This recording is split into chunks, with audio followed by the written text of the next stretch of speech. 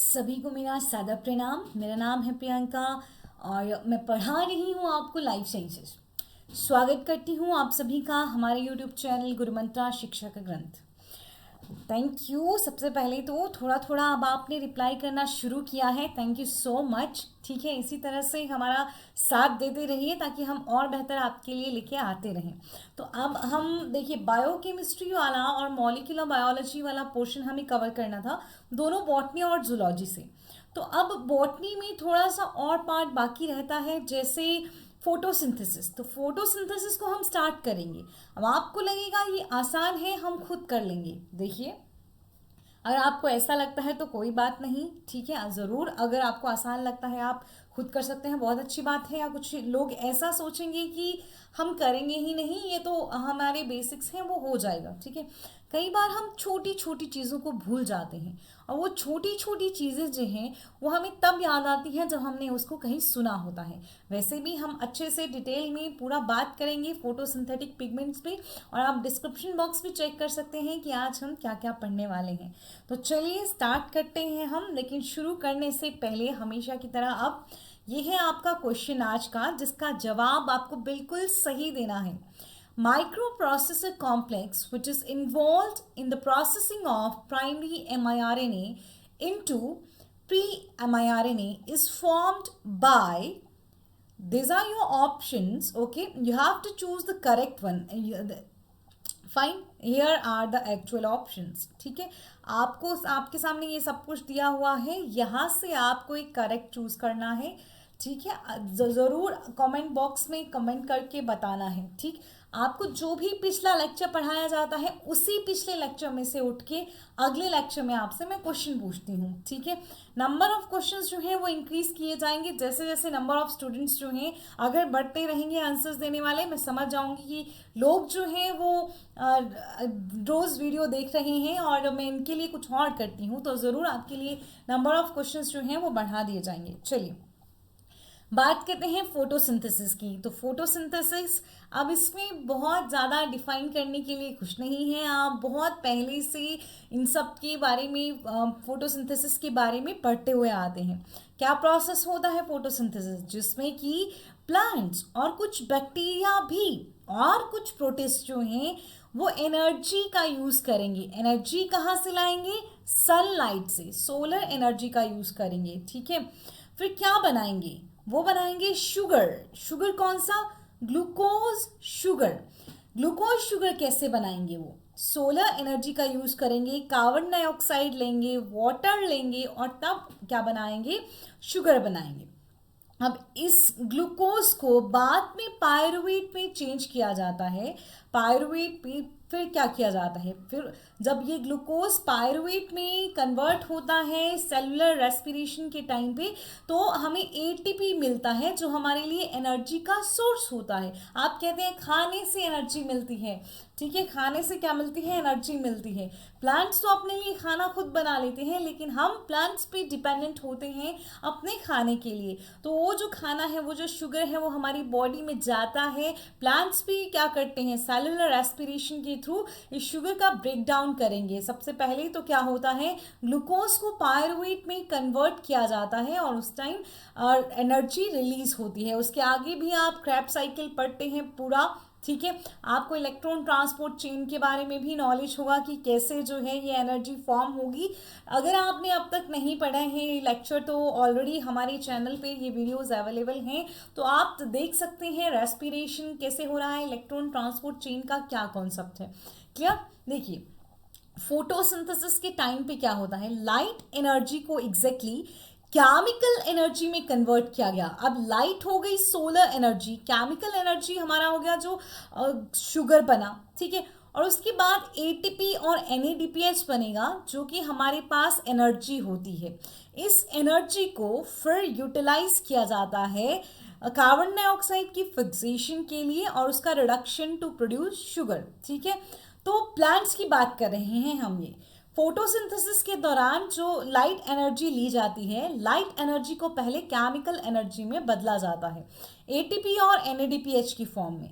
फिर इस एटीपी और एनएडीपीएच एनर्जी को लेके प्लांट्स जो हैं कार्बन डाइऑक्साइड को फिक्स करते हैं, जैसा आप केल्विन साइकिल में पढ़ेंगे, C4 साइकिल में पढ़ेंगे, कैम्प साइकिल में पढ़ेंगे, ठीक है।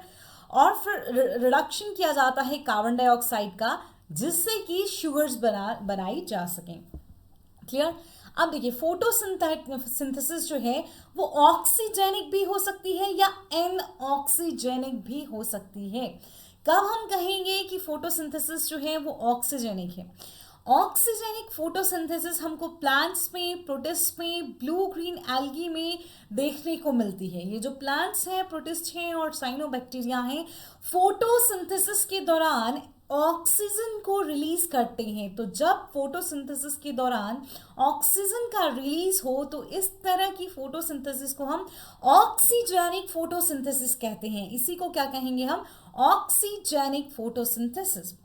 Although there are some differences between oxygenic photosynthesis in plants, algae and cyanobacteria, the overall process is quite similar in these organisms. हम जानते हैं कि थोड़ा थोड़ा डिफरेंस जो है हमें प्लांट, एल्गी और साइनोबैक्टीरिया में देखने को मिलेगा ही मिलेगा फोटोसिंथेसिस में, क्योंकि सबकी स्ट्रक्चर जो होता है सेल का वो थोड़ा वेरी करता है ना। सेलुलर कंपोनेंट्स का स्ट्रक्चर थोड़ा वेरी करता है, जिसकी वजह से हमें थोड़े डिफरेंसेस दिखेंगे फोटोसिंथेसिस में, लेकिन फिर भी एक दूसरे के बहुत सिमिलर जो है इनका प्रोसेस रहेगा।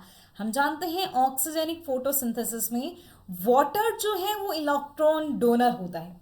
ऑक्सीजेनिक फोटोसिंथेसिस में जो इलेक्ट्रॉन डोनर होगा आप जानेंगे जब हम स्टार्ट करेंगे अपना फोटो सिस्टम। ओके, तो अब सबसे पहले फोटोसिंथेसिस में लाइट रिएक्शंस होती हैं, उसके बाद डार्क रिएक्शंस चलती हैं। तो जब हम लाइट रिएक्शंस में पढ़ेंगे तो हम जानेंगे कि वहाँ इलेक्ट्रॉन्स की ज़रूरत होती है।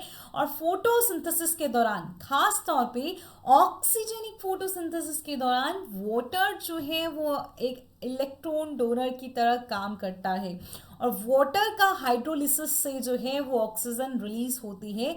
और इक्वेशन हमारे पास क्या बनता है ऑक्सीजेनिक फोटोसिंथेसिस के लिए? 6 carbon dioxide plus 12 molecules of water and light energy use किया जाएगा। क्लोरोफिल होगा जो लाइट एनर्जी को एब्जॉर्व करेगा। बनेगा हमारे पास ग्लूकोज, शुगर। 6 ऑक्सीजन मॉलिक्यूल बाहर रिलीज होंगे एंड 6 वाटर मॉलिक्यूल बाहर रिलीज होंगे। तो एक कार्बन डाइऑक्साइड जब फिक्स होता है तो 2 मॉलिक्यूल ऑफ वाटर्स जो हैं वो साथ में फिक्स हो रहे होंगे। ठीक है, तो नेक्स्ट हमारे पास आता है एनऑक्सीजेनिक फोटोसिंथेसिस। एनऑक्सीजेनिक फोटोसिंथेसिस जो है ये ऐसा फोटोट्रॉपिक प्रोसेस है जिसमें लाइट एनर्जी को कैप्चर किया जाएगा, कन्वर्ट किया जाएगा एटीपी में। लेकिन एनऑक्सीजेनिक बोल दिया है तो मतलब ऑक्सीजन का रिलीज नहीं होगा। There will be no production of any oxygen, there will not be any production of oxygen. Anoxygenic मतलब ऑक्सीजन का कोई फॉर्मेशन नहीं है। इसीलिए जब ऑक्सीजन का फॉर्मेशन नहीं है तो हम समझ जाते हैं कि यहाँ पे इन case of anoxygenic photosynthesis water जो है वो इलेक्ट्रॉन डोनर नहीं होगा। ऑक्सीजेनिक के केसेस में वाटर एक इलेक्ट्रॉन डोनर है तो ऑक्सीजन निकल रहा है, लेकिन एनऑक्सीजेनिक में ऑक्सीजन का रिलीज ही नहीं हो रहा, मतलब वाटर जो है वो इलेक्ट्रॉन डोनर नहीं है। बहुत सारे बैक्टीरिया के ग्रुप होते हैं जो एनऑक्सीजेनिक फोटोसिंथेसिस करते हैं, जैसे green sulphur bacteria, green and red filamentous anoxygenic phototrophs, FAP बोल देते हैं, phototrophic purple bacteria, phototrophic acidobacteria and phototrophic heliobacteria. ये फोटोट्रॉपिक हैं सारे के सारे, लेकिन ऑक्सीजेनिक नहीं है, एनऑक्सीजेनिक है। ये जो कॉन्सेप्ट था कि ऑक्सीजन जो है वो कहाँ से मिलती है, जो फोटोसिंथेसिस के दौरान ऑक्सीजन बाहर निकलता है वो कार्बन डाइऑक्साइड, क्योंकि हम कार्बन डाइऑक्साइड का यूज भी करते हैं, हम वाटर का यूज भी करते हैं फोटोसिंथेसिस के दौरान, हम नहीं प्लांट्स। फिर प्लांट्स जो हैं as a by product release करते हैं ऑक्सीजन को। तो जब तक हमें अच्छे से जानकारी नहीं थी हम समझते थे कि ये जो ऑक्सीजन है ये कार्बन डाइऑक्साइड ही रिलीज कर रहा होगा, कार्बन डाइऑक्साइड से ही एक ऑक्सीजन जो है वो निकल के बाहर आ रहा होगा। लेकिन ऐसा नहीं है। CB1 नील ने सजेस्ट किया कि ऑक्सीजन जो है जो प्लांट रिलीज करते हैं वो कार्बन डाइऑक्साइड से नहीं, वाटर से रिलीज होती है। उन्होंने एक्सपेरिमेंट किया था एक बैक्टीरिया पे, क्रोमेशियम विनोसम पे। उन्होंने देखा था कि यहाँ जहाँ पे वाटर मॉलिक्यूल यूज होता है हायर प्लांट्स में, है ना, मतलब प्लांट्स में इन जनरल, वहाँ पे फिर क्या रिलीज होगा, H2O नहीं, यहाँ पे H2S होगा, ठीक है। तो हम यहाँ पे क्या रिलीज हो रहा था, यहाँ पे सल्फाइड, हाइड्रोजन सल्फाइड रिलीज हो रहा था instead of water molecule. Clear. तो ये जो था ये कहा था किसने, वैन नील ने बताया था कि वहाँ पे हाइड्रोजन सल्फाइड रिलीज हो रहा था वाटर मॉलिक्यूल की जगह पे, ठीक है। जो ऑक्सीजन नहीं, हमें ये सॉरी वाटर मॉलिक्यूल तो ये रहेगा, यहाँ 2A नहीं, जैसे हमारे पास ऑक्सीजन 6O2 रिलीज हो रहा था, यहाँ पे O2 नहीं रिलीज होगा, यहाँ पे क्या रिलीज होगा, 2S होगा, यहाँ क्या होगा 2S, और यहाँ पे H2A लिखना था तो यहाँ 2A होता, ठीक है। यहाँ S होगा, थोड़ा वो टाइपो में बहुत कर देती हूँ, ठीक है। चलिए, कार्बन डाइऑक्साइड 2H2S, तो यहाँ 2A रिलीज, शुगर मॉलिक्यूल तो बना है लेकिन इंस्टेड ऑफ ऑक्सीजन यहाँ S रिलीज होगा, सल्फाइड रिलीज होगा। जब उन्होंने ये देखा था तो वैन नील को समझ आ गया था कि जो ऑक्सीजन हमें मिलता है वो कार्बन डाइऑक्साइड से नहीं की वजह से नहीं होता है, वो वाटर मॉलिक्यूल की वजह से जो है फोटोसिंथेसिस के दौरान ऑक्सीजन बाहर रिलीज होता है। क्लियर। तो oxygenic photosynthesis and anoxygenic photosynthesis. अब ये बात तो आपको क्लियर हो गया। अब नेक्स्ट पढ़ते हैं हम क्लोरोप्लास्ट के बारे में। क्या जानेंगे हम, क्लोरोप्लास्ट के बारे में जानेंगे। अब आप देखिए, आपने सेलुलर ऑर्गेनेल्स जनरली भी पढ़े होंगे। दो मेम्ब्रेन्स आपको दिखाई देती हैं, outer membrane and inner membrane. दो मेम्ब्रेन्स के बीच में जो स्पेस होता है उसको हम कहते हैं इंटर मेम्ब्रेन स्पेस। लेकिन कहा जाता है कि सिर्फ आउटर मेम्ब्रेन ही यूकैरियोटिक ऑरिजिन की है और जो इनर मेम्ब्रेन है उसका ऑरिजिन प्रोकैरियोटिक है। और जो स्ट्रोमा हमें देखने को मिलता है, इनर मेम्ब्रेन जो है वो अपने अंदर लिक्विड भरे हुए हैं, उस लिक्विड को कहते हैं स्ट्रोमा। क्लोरोप्लास्ट का स्ट्रोमा जो एक्वस लिक्विड है, लेकिन इसको माना जाता है कि ये प्रोकैरियोटिक सेल का साइटोप्लाज्म होगा अकॉर्डिंग टू सिम्बायोटिक थ्योरी। इसको क्या कहते हैं, एंडोसिम्बायोटिक थ्योरी के अकॉर्डिंग जो क्लोरोप्लास्ट है, क्लोरोप्लास्ट के पास अपना डीएनए भी होता है, ठीक है, अपने राइबोसोम्स भी होते हैं जो कि मैच करते हैं प्रोकैरियोटिक सेल की तरफ। तो इसीलिए एंडोसिम्बायोटिक थ्योरी के अकॉर्डिंग जो इनर मेम्ब्रेन होगा क्लोरोप्लास्ट का वो प्रोकैरियोटिक ऑरिजिन का होगा। फिर ये हो गया स्ट्रोमा। फिर हमें सैक्स दिखाई देते हैं, हर एक सैक को हम क्या बोलते हैं, थाइलकोइड। हर एक सैक को हम क्या बोलते हैं, थाइलकोइड कहते हैं। क्या कहते हैं, थाइलकोइड। और हर एक थाइलकोइड जो है वो एक के ऊपर एक पाइल बनाता है और उस पाइल को, स्टैक ऑफ थाइलकोइड्स को हम बोल देते हैं पूरा का पूरा, हम बोलेंगे इसको ग्रेनम। पूरे को हम क्या बोलेंगे, ग्रेनम कहेंगे, ठीक है। अब ये थाइलकोइड लैमेले या स्ट्रोमल लैमेले जो भी आप बोलना चाहेंगे, दो ग्रेनम को आपस में जोड़ते हैं। और जो थाइलकोइड के अंदर होता है वो होता है ल्यूमेन। अब जो मेन आपके पास लाइट रिएक्शंस चलती हैं वो इन्हीं थाइलकोइड की मेम्ब्रेन्स में चलती हैं, और जो स्ट्रोमल लैमेले आपको दिखाई दे रहा है इसकी मेम्ब्रेन पे भी हो सकती है। तो स्ट्रोमा में नहीं, थाइलकोइड मेम्ब्रेन पे जो है वो लाइट रिएक्शंस कंटिन्यू करती हैं, स्ट्रोमा में नहीं करती हैं। स्ट्रोमा में डार्क रिएक्शंस होती हैं, इस बात को याद रखेंगे, ठीक है। अब हम अपना मेजर पोर्शन शुरू करेंगे फोटोसिंथेटिक पिगमेंट्स के बारे में। अब से पहले जो हमने पढ़ा उसको तो हम फिर भी जैसे तैसे याद रख लेते हैं, लेकिन क्या होता है कि हम बहुत बार फोटोसिंथेटिक पिगमेंट्स को लेके कंफ्यूज हो जाते हैं। बहुत बार क्वेश्चंस जो हैं वो फोटोसिंथेटिक पिगमेंट के स्ट्रक्चर पे भी पूछ लिया जाता है, जिसमें हम कंफ्यूज हो जाते हैं कि अरे ये क्या है वो क्या है ना। तो उसमें कंफ्यूज नहीं होना है, उन क्वेश्चंस को लेके भी हम बहुत क्लियर रहेंगे। आप ध्यान से सुनते जाइए एक एक बात को, और इसके कंप्लीट करने के बाद डेफिनेटली आप अपने पाथफाइंडर को पढ़ेंगे, आपको सारी चीज़ें एकदम क्लियर हो जाएंगी। बहुत सारे स्टूडेंट्स पूछ रहे हैं कि क्या आप पाथ फाइंडर से पढ़ा रहे हैं, तो मैं डिनाई नहीं करूंगी और मैं अपने जहाँ भी स्ट्रक्चर्स होते हैं वहाँ पे मैं क्रेडिट भी देती हूँ कि ये जो है ये इमेज आपको पाथ फाइंडर पे मिल जाएगा। वो कंटेंट डेफिनेटली फॉलो किया जा रहा है ताकि आपको एक अच्छा कंटेंट मिले। बहुत हमें इधर उधर नहीं भागना है, गेट का है तो एक अच्छा कंटेंट मिले। और डेफिनेटली पाथ फाइंडर का जो कंटेंट रहता है वो आपको CSIR में हेल्प करता है, तो it will definitely help you in the GATE exam as well. तो आपको गेट के लिए भी अच्छा प्रिपरेशन हो जाएगा, कहीं ना कहीं आपको CSIR के लिए भी हेल्प मिल जाएगी। आप लेक्चर को देखा करिए, आप फिर इस एक पर्टिकुलर टॉपिक को, उस पर्टिकुलर टॉपिक को 10 मिनट के लिए भी पढ़ेंगे ना, आपको पूरा समझ आ जाएगा। ठीक है, तो देखिए फोटोसिंथेटिक पिगमेंट्स जो हैं ये क्या करते हैं।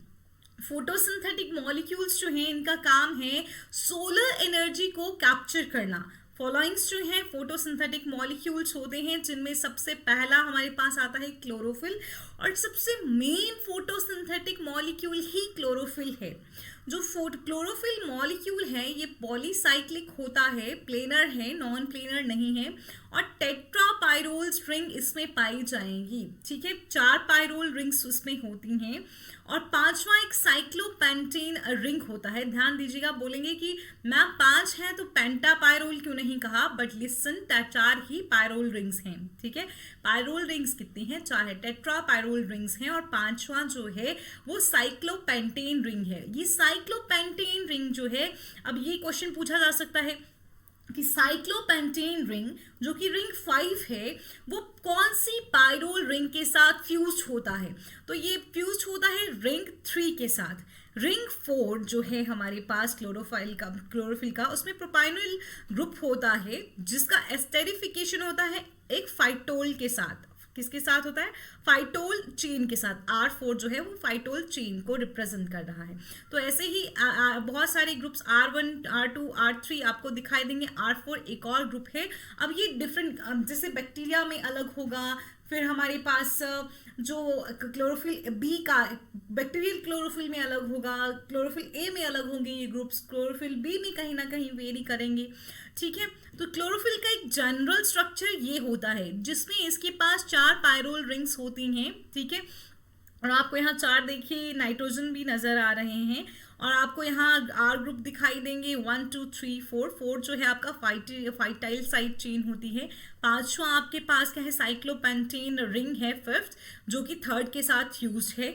अब देखना ध्यान से, R1 जिसके कार्बन सेकेंड पे जो ग्रुप होगा, आप ध्यान से इन ग्रुप को देखते रहिए। अब देखिए सब में जो है चाहे क्लोरोफिल ए, पहले क्लोरोफिल ए और बी की बात करते हैं, इनमें सारे ग्रुप जो हैं R1 जो कि R1 कार्बन 2 पे है, फिर R2 जो है कार्बन 3, R3 जो है वो कार्बन 4 पे है, और फिर एक R4 है। ठीक है, तो यहाँ कौन कौन से ग्रुप होंगे, आप R3 जो है जो कार्बन 3 पे, R2 जो है कार्बन 3 पे जो है, R2 जो है कार्बन 3 पे जो है। ठीक है, अब देखिए इसमें क्या है, सेकेंड पायरोल रिंग पे कार्बन 3rd पोजीशन पे, क्लोरोफिल ए में मिथाइल ग्रुप है, लेकिन क्लोरोफिल बी में अल्डिहाइड ग्रुप है, बाकी सब सेम है। ठीक है, वैसे ही बैक्टीरियो क्लोरोफिल जो ए है और बी है उनमें भी ऑलमोस्ट जो है वो सिमिलैरिटी है। उनमें डिफरेंस हमको देखने को मिलता है किसमें, R3 पे कार्बन 4 जो R3 है उस पे कार्बन 4 पे R3 है, उनमें डिफरेंस देखने को मिलता है हमें बैक्टीरियो क्लोरोफिल ए एंड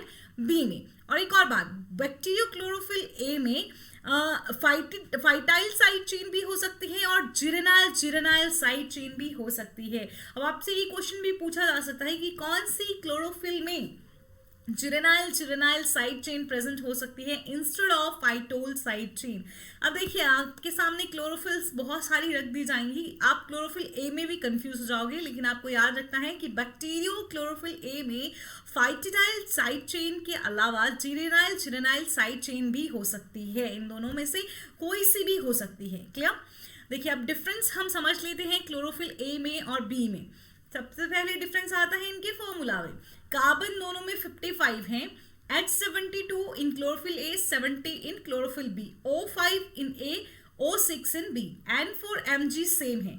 इसका मतलब क्लोरोफिल ए और बी में हमको हाइड्रोजन और ऑक्सीजन में जो है वो डिफरेंस दिख रहा है। हाइड्रोजन 72 है क्लोरोफिल में, बी में 70 है, O5 है क्लोरोफिल ए में, O6 है क्लोरोफिल बी में। बाकी नाइट्रोजन एटम सेम है। मैग्नीशियम आयन जो है वो सेंट्रल मेटल आयन है जो क्लोरोफिल में प्रेजेंट होता है। और अगर हम कलर की बात कहेंगे तो कलर जो है क्लोरोफिल ए का वो जनरली ब्लू ग्रीन होता है इसकी प्योर स्टेट में। क्लोरोफिल ए का ब्लू ग्रीन कलर जो होगा इसकी प्योर स्टेट में होगा, और ऑलिव ग्रीन कलर जो है वो क्लोरोफिल बी का हमको देखने को मिलेगा। तो कलर क्या है क्लोरोफिल ए का? Blue green. क्लोरोफिल बी का कलर क्या है? Olive green. इनकी प्योर स्टेट की कलर्स है ये। पायरोल रिंग 2 में हमको मिथाइल ग्रुप देखने को मिला। पायरोल रिंग 2 की कौन सी कार्बन पे? 3 पे है ना, कार्बन 3 पे हमको क्या देखने को मिला? Aldehyde group in case of chlorophyll B. यही मेजर डिफरेंस है इन दोनों में एक स्ट्रक्चरली, ठीक है। क्लोरोफिल एक असेंशियल फोटोसिंथेटिक पिगमेंट है। हालांकि क्लोरोफिल एक असेंशियल ही होता है, पर क्लोरोफिल बी को हम एसेसरी फोटोसिंथेटिक पिगमेंट भी बोल सकते हैं, क्योंकि क्लोरोफिल ए जो है वो सारे के सारे लिविंग्स में जो है वो, मतलब जितने भी फोटोसिंथेसिस कर रहे हैं, सारे लिविंग्स नहीं कहूँगी, जितने भी ऑर्गेनिजम्स फोटोसिंथेसिस कर पा रहे हैं वो, उनमें हमें क्लोरोफिल ए जो है वो यूनिवर्सली देखने को मिलता है। क्लोरोफिल ए कौन सी वेवलेंथ को एब्जॉर्व करता है? क्लोरोफिल ए जो है ये एब्जॉर्व कर सकता है मोर रेड वेवलेंथ को। किसको एब्जॉर्व करता है? ये ज़्यादा रेड वेवलेंथ को एब्जॉर्व करता है। जिसको ये एब्जॉर्व नहीं कर पाता वो रिफ्लेक्ट होती है, तो ब्लू ग्रीन रिफ्लेक्ट होती है, ठीक है। तो ग्रीन मेनली हम बोलते हैं, ब्लू ग्रीन बोल देते हैं, ठीक है। ये एब्जॉर्व करता है रेड वेवलेंथ को, किससे ज़्यादा? ब्लू और वायलेट वेवलेंथ में। वहीं क्लोरोफिल बी जो है वो ज़्यादा वायलेट ब्लू वेवलेंथ को एब्जॉर्व करता है रेड वेवलेंथ ऑफ लाइट के कंपैरिजन में। तो ये हो गया difference between chlorophyll A and B. यहाँ से भी क्वेश्चन हो सकता है, ठीक है। अब और एसेसरी पिगमेंट्स की बात करते हैं। क्लोरोफिल एक तरह से हमारा असेंशियल पिगमेंट हो गया, उसमें भी क्लोरोफिल ए ज्यादा असेंशियल पिगमेंट हो गया। अब बात करेंगे हम एसेसरी पिगमेंट्स की, जो कि है केराटिनोइड्स। केराटिनोइड्स में हम पढ़ते हैं ज़ैंथोफिल्स एंड कैरोटीन्स, ठीक है। अब ये क्या है? ये कॉन्जुगेटेड हाइड्रोकार्बन्स होते हैं जिनमें आपको बहुत सारी कार्बन्स जो है मिल जाएंगी, C40 मिल जाएगा, ठीक है, जो कि कंडेंस्ड होते हैं। कंडेंस्ड होते हैं, इनमें अबाउट 8 आइसोप्रिन सब यूनिट्स आपको कंडेंस्ड देखने को मिलेंगी। कैसे फॉर्म होते हैं carotenoids? Bye condensation of about 8 isoprene सब यूनिट्स। 2 मेन सब क्लासेस कैरोटिनोइड्स की दी गई हैं, ज़ैंथोफिल्स एंड कैरोटीन्स। अब ये है, देखिए ज़ैंथोफिल, ठीक है। ज़ैंथोफिल में आपको ऑक्सीजन दिखाई दे रहा है, कैरोटीन में ऑक्सीजन नहीं होता है। अब ये भी मेनली आपको याद रखना है कि ज़ैंथोफिल में ऑक्सीजन, कई बार फॉर्मूला पूछ लिया जाएगा, ठीक है। तो ज़ैंथोफिल में ऑक्सीजन नहीं है कि है? ज़ैंथोफिल में ऑक्सीजन है। ल्यूटिन क्या है? ज़ैंथोफिल है। कैरोटीन्स में ऑक्सीजन नहीं होता है, ठीक। कैरोटीन्स जो हैं, कैरोटिनोइड्स क्या करते हैं? लीव्स को येलो कलर देते हैं विंटर्स के टाइम पे, और जो कैरेट का ऑरेंज कलर है वो भी कैरोटिनोइड्स के ही कारण होता है, मेनली कैरोटीन्स के कारण, ठीक है। इसीलिए कैरोटिनोइड्स को नाम भी, कैरेट में ऑरेंज कलर कैरोटिनोइड्स इम्पार्ट करते हैं, उसी की वजह से इनको नाम भी कैरोटिनोइड्स दिया गया है, ठीक। अब ये क्या करते हैं? कैरोटिनोइड्स लाइट एनर्जी को कैप्चर तो करेंगे, लेकिन इसको कहाँ भेज देंगे? रिएक्शन सेंटर पे, जहां पे हमें क्लोरोफिल का मॉलिक्यूल मिलता है, ठीक है। तो मतलब कैरोटिनोइड्स का काम है कि ऑक्सीजन को लेना, लाइट को लेना और उसको रिएक्शन सेंटर पे भेज देना। ये काम तो करता ही करता है कैरोटिनोइड। उसके अलावा कैरोटिनोइड जो है वो फोटो प्रोटेक्शन भी करेगा। दरअसल कई बार बहुत ज़्यादा हाई लाइट इंटेंसिटी होती है, और उस हाई लाइट इंटेंसिटी की वजह से जो है बहुत सारे कंपोनेंट्स जो हैं वो ख़राब हो सकते हैं, ठीक है। तो ये फोटो प्रोटेक्शन करेगा, उस हाई लाइट इंटेंसिटी से सेलुलर कंपोनेंट्स को बचाएगा, और इसके लिए वो एक्ट करेगा एज ए क्वेंचर और एक स्केवेंजर की तरह। तो चलिए जानते हैं कैसे एक्ट कर रहा है ये क्वेंचर और स्केवेंजर की तरह। हाई लाइट इंटेंसिटी जो है सेलुलर कंपोनेंट्स को डैमेज कर देती है, और इस डैमेज को हम प्रिवेंट कर सकते हैं एक्सेस एनर्जी को रिमूव करके, समझ गए। हाई लाइट इंटेंसिटी, ज्यादा इंटेंसिटी आ रही है, ज्यादा लाइट है, मतलब ज्यादा एनर्जी वहां पे आ रही होगी, तो सेलुलर कंपोनेंट्स जो है वो डैमेज हो सकते हैं, जिसको हम रिमूव कर सकते हैं एक्सेस एनर्जी को रिमूव करके। ओके, सो एनर्जी जो क्लोरोफिल में होगी, अगर वो एक्साइटेड स्टेट में है ना, एनर्जी जो क्लोरोफिल में है बहुत एक्साइटेड स्टेट में है, ठीक, तो उस एनर्जी को डिसिपेट कर दिया जाएगा, ठीक है, उसको निकाल दिया जाएगा बाय एक्साइटेशन ट्रांसफर और फोटोकेमिकल रिएक्शंस, ठीक है। उसका मतलब क्या कर दिया जाएगा, उन इलेक्ट्रॉन्स को, उस एक्साइटेशन को ट्रांसफर कर दिया जाएगा, कुछ फोटोकेमिकल रिएक्शन जो हैं वो होंगे, जो क्लोरोफिल को एक्साइटेड स्टेट से कहाँ ले आएंगे, ग्राउंड स्टेट में ले आएंगे। तो कैरोटीनॉइड्स जो हैं वो ये फोटोकेमिकल रिएक्शंस जो हैं वो इन्वॉल्व करेंगे कैरोटीनॉइड्स को। क्लियर। अब ये एक्साइटेड स्टेट जो है, अगर ये क्वेंच नहीं होगी, इसको मतलब क्वेंच, इसको एक्साइटेड स्टेट को ग्राउंड स्टेट में ले आना, दैट इज क्वेंचिंग। अगर ये क्वेंच नहीं होती है, अगर एक्साइटेड स्टेट ग्राउंड स्टेट में नहीं आती है, तो फिर क्या होगा, तो ये बाइंड क्लोरोफिल जो है वो मॉलिक्यूलर, ये एक्साइटेड स्टेट जो है वो किसके साथ बाइंड कर सकता है, मॉलिक्यूलर ऑक्सीजन के साथ, ठीक है। एक्साइटेड स्टेट्स में है, बहुत सारे इलेक्ट्रॉन, बहुत सारी एनर्जी उसमें चल रही है, एक्साइटेड स्टेट में है, क्लोरोफिल में जो एनर्जी है वो एक्साइटेड स्टेट में है, तो उस दौरान वो एनर्जी बाइंड कर सकता है मॉलिक्यूलर ऑक्सीजन के साथ, और एक ऑक्सीजन का जो मॉलिक्यूलर ऑक्सीजन है उसको वो एक्साइटेड स्टेट में ही कन्वर्ट कर देगा, और ऐसी ऑक्सीजन जो कि एक्साइटेड स्टेट में होती है उसको सिंगलेट ऑक्सीजन कहा जाता है। सिंगलेट ऑक्सीजन बहुत ज़्यादा रिएक्टिव होती है और बहुत सारी सेलुलर कंपोनेंट्स को डैमेज कर सकती है। देखिए, फोटोसिंथेसिस जो है वो रुक जाएगा, लाइट रिएक्शंस जो है वो रुक जाएंगी। देखिए किस पे, मेनली जो नॉन साइक्लिक हमारी लाइट रिएक्शंस चलेगी, नॉन साइक्लिक फॉस्फोराइलेशन हो रहा होगा वो रुक जाएगा। साइक्लिक फॉस्फोराइलेशन का पे इस सिंगलेट ऑक्सीजन का इतना इफेक्ट नहीं होगा, मेनली किस पे होगा, हमारी नॉन साइक्लिक पे ज़्यादा इफेक्ट, मतलब ज़्यादा इफेक्ट हमें देखने को मिलेगा, ये हम बोल सकते हैं। ये सिंगलेट ऑक्सीजन बहुत रिएक्टिव है, और ये क्या कर सकता है, हमारे फोटो सिस्टम 2 में की प्रोटीन्स होती हैं D1 एंड D2 प्रोटीन्स। की 1 भी एक इंपॉर्टेंट प्रोटीन सब यूनिट है, तो ये सिंगलेट ऑक्सीजन इसी D1 प्रोटीन को क्या कर सकता है, डैमेज कर सकता है। अब ये इंटेंसिटी, ज्यादा इंटेंसिटी ऑफ लाइट की वजह से जो है वो क्लोरोफिल ज्यादा एक्साइटेड स्टेट में गया था, बहुत ज्यादा एनर्जी वहां हो गई थी, जिसकी वजह से सिंगलेट ऑक्सीजन फॉर्म हुआ था, और इस सिंगलेट ऑक्सीजन ने जो है वो D1 प्रोटीन को इनहिबिट कर दिया। तो क्योंकि अल्टीमेटली सब काम जो है वो लाइट की इंटेंसिटी की वजह से हुआ, तो इसको हम कह देते हैं फोटो इनहिबिशन। कैरोटीनॉइड्स इस फोटो इनहिबिशन को प्रिवेंट कर सकते हैं क्वेंचिंग से, ठीक है, वो क्वेंचिंग कर देते हैं ताकि अब इनफ एनर्जी नहीं रहेगी, वो एनर्जी को जो है, जो बहुत ज़्यादा एनर्जी हो गई है उसको डिसिपेट कर देंगे, ठीक है, उसको निकाल दिया जाएगा, या उसका काफ़ी ज़्यादा फोटोकेमिकल रिएक्शंस के थ्रू उसको बाहर कर दिया जाएगा, ठीक है।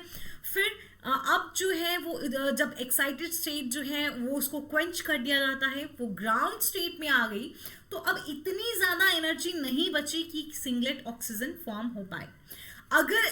अगर ऐसा भी, मतलब क्वेंचिंग भी कर दी, फिर भी कुछ प्रॉब्लम हो रही है, फिर भी जो है बाय प्रोडक्ट्स जो हैं काफ़ी रिएक्टिव हैं, ठीक है, तो कैरोटीनॉइड क्या करेगा, जो फोटोकेमिकल रिएक्शंस चल रही है ना क्वेंचिंग के लिए, उस दौरान कुछ बाय प्रोडक्ट्स होंगे, हो सकता है कि क्वेंचिंग के बावजूद भी जो बायो प्रोडक्ट आ रहे हैं वो काफ़ी ज़्यादा रिएक्टिव हैं, तो कैरोटीनॉइड्स उन bio photo reactive bio products को क्या कर देंगे, उनको ख़त्म कर देंगे, उनके लिए एक स्केवेंजर की तरह काम करेंगे। कैरोटीनॉइड ना सिर्फ क्वेंचिंग में ही अपना रोल प्ले करते हैं, बल्कि वो एक नॉन फोटोकेमिकल क्वेंचिंग में भी अपना रोल प्ले करेंगे। वो क्वेंचिंग से ही नहीं बल्कि नॉन फोटोकेमिकल क्वेंचिंग से भी बचा सकते हैं। किसको बचा सकते हैं? अपने सेलुलर कंपोनेंट्स को बचा सकते हैं। इसमें क्या होता है, क्लोरोफिल जो है वो एक्साइटेड स्टेट में होगा, उसको ग्राउंड स्टेट में ले आएंगे, बट सिर्फ एनर्जी को हीट की फॉर्म में निकालेंगे। अब एग्जैक्टली ये कैसे होता है ये क्लियर नहीं है, ठीक है, मेनली जो ज़ेंथोफिल्स हैं लाइक वोइलोजेंथीन, जियाजेंथीन एंड एंथीराजाइथीन जो हैं, ये 3 ज़ेंथोफिल्स जो हैं इट्स नॉन फोटोकेमिकल क्वेंचिंग में रोल प्ले करती हैं। एग्जैक्ट फिनोमिनन इसका अंडरस्टूड नहीं है, लेकिन नॉन फोटोकेमिकल क्वेंचिंग में जो है वो एनर्जी को हीट की फॉर्म में रिलीज कर दिया जाएगा। क्लियर?